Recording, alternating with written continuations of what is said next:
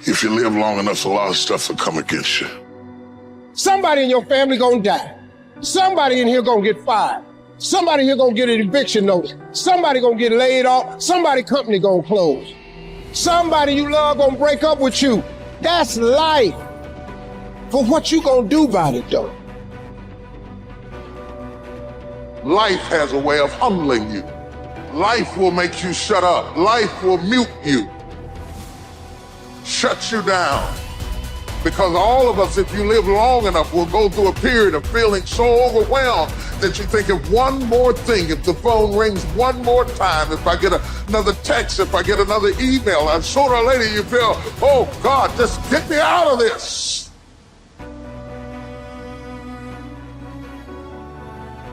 If somebody came and knocked you down, boom, and ain't nothing you can do about it. But if I come back a week later and you still on the ground, we got a problem. And some of you say, Eric, it ain't my fault. You right.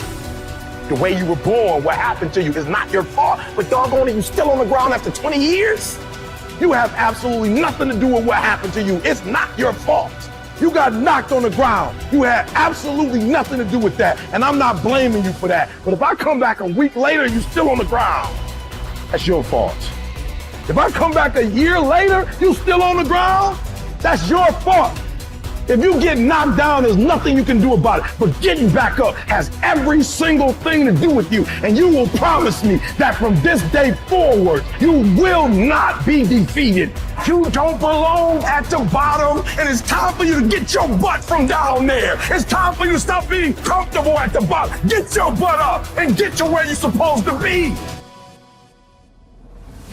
The difference is not the genetic code, the potential. It's a guy that's willing to get knocked down, finally test an unfortunate, stand back up, the perseverance to see it through, the never say die attitude. And I go in there, man, and if I don't win, I showed up, I gave my valid effort. And tomorrow I'll do the same thing. And I'll continue to throw shit against the wall. Every day I'll throw more up there, try it again, and I'll never get comfortable.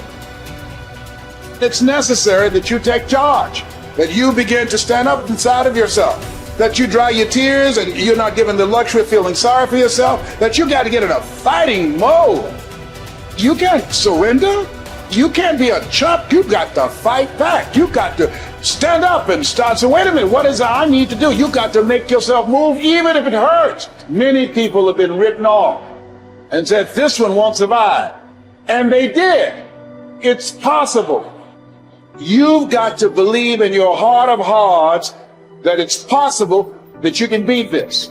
Your belief, your faith, your drive, your determination, your persistence, your perseverance, your spirit. Greater is he that is in you than what's out here in this world. So you've got to decide, you've got to say, it's possible that I can beat this.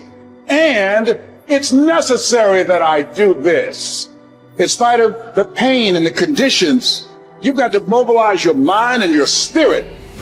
There's nothing as powerful. It's a made-up mind.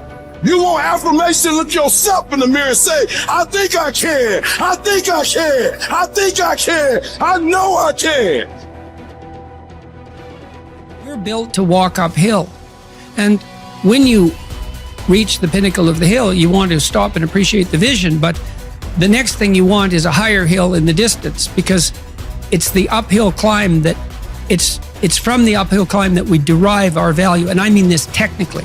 So almost all the positive emotion we feel, especially the emotion that fills us with enthusiasm, and that's to be filled with the Spirit of God, by the way, because that's what enthusiasm means. That's experienced in relationship to a goal. And so in some sense, and this is part of the religious enterprise, you want a goal that you can never attain, right? So you can always move closer to the goal that recedes as you move towards it. You think, well, that's frustrating. It's like Sisyphus pushing the rock uphill. But it's not, because as you pursue that goal, you put yourself together and your life does get better and richer and more abundant. And that's why the highest levels of virtue and goal are in some sense transcendent. You want them to be above everything you're doing so you can continually move towards something that's more sublime and better. That's what you are. You're here to live, not to sleep. And the problem with the vision of Mai Tais on the beach is that, well, first of all, that's a vision of drug-induced unconsciousness. Second, it's only going to work for about a week. Third, you're going to be a laughingstock in a month and depressed and aimless and goalless. You want a horizon of ever expanding possibility. And so it does happen to people because they've staked their soul on the attainment of an instrumental goal. And it can be a pretty high order goal, but then you think, well, now I'm there. Now what? Well, the answer can't be, well, I'm going to live in the lap of luxury and never have to leave what do you want to be? A giant infant with a gold bottle? You never have to do anything but lay in your back and suck. It's like, well, you see the problem with that as a conceptualization.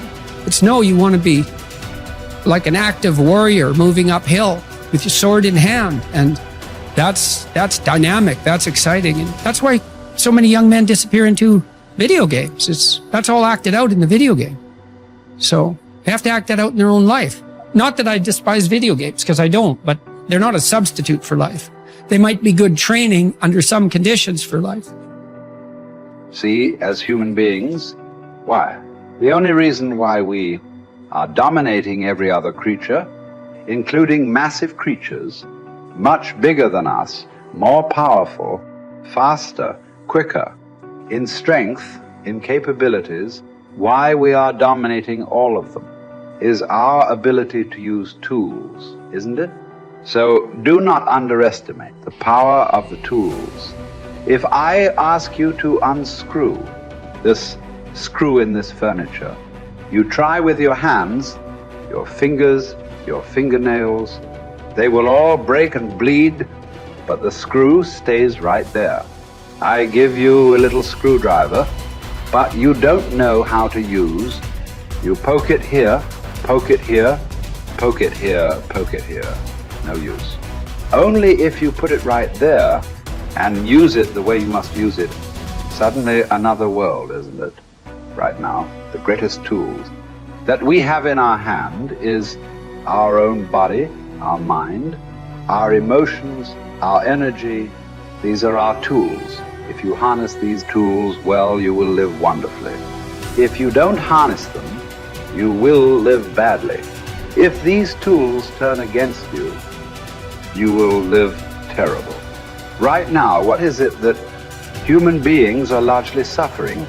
No great amount of suffering is coming to you from outside. Everything is on self-help, isn't it? Poking yourself. Why? Because we gave you a sharp mind. If we had given you the brains of an earthworm, you would also be very peaceful. But to develop this level of cerebral capability, it took millions of years of evolution to get you here, isn't it? I want you to just imagine from a single celled amoeba to make you like this, how much work. And now you suffer this result. Essentially, what you're suffering is your own cerebral activity, isn't it? You have an intelligence for which you don't have a stable enough base, so it's poking you. Instead of being useful to you, it is poking you simply because this base is not stable. So one thing is to create a stable base so that this intelligence works for you. We have a huge frontal lobe, and it's 40% of our entire brain. And most people, when they have a thought, they just think that that's the truth. And I think one of my greatest realizations in my own journey was just because you have a thought doesn't necessarily mean it's true.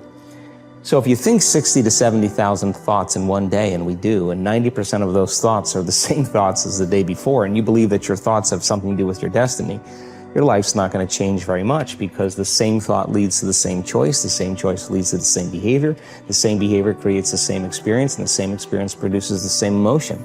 And so then the act of becoming conscious of this process to begin to become more aware of how you think, how you act, and how you feel. It's called metacognition. And so then, why is that important? Because the more conscious you become of those unconscious states of mind and body, the less likely you're going to go unconscious during the day. And that thought is not going to slip by your awareness unchecked, because it means to know thyself. The word meditation means to become familiar with. So as you become familiar with the thoughts, the behaviors, and the emotions of the old self, you're retiring that old self. As you fire and wire new thoughts and condition the body into a new emotional state, if you do that enough times, it'll begin to become familiar to you. So it's so important, just like a garden. If you're planting a garden, you got to get rid of the weeds. You got to take the plants from the past year and you got to pull them out. The rocks that sift to the top that are like our emotional blocks, they have to be removed. The soil has to be tenderized and broken down. You have to make room to plant a new garden. And so primarily, we learn the most about ourselves and others when we're uncomfortable. Because the moment you move into that uncomfortable state, normally a program jumps in. When that program jumps in, it's because the person doesn't want to be in the present moment and engage it consciously. So when you teach people how to do that with the meditative process, it turns out that when they're in their life, they're less likely to emotionally react. They're less likely to be so rigid and believe the thoughts they were thinking. They're more aware of when they go unconscious back into a habit, and that is what starts the process of change. And so we have to unlearn before we relearn. We have to break the habit of the old self before we reinvent a new self. We have to prune synaptic connections and sprout new connections. We have to unfire and unwire and refire and rewire. We have to unmemorize emotions that are stored in the body, then recondition the body to a new mind and to a new emotion, like deprogram and reprogram. That's the act, and it's a two-step process.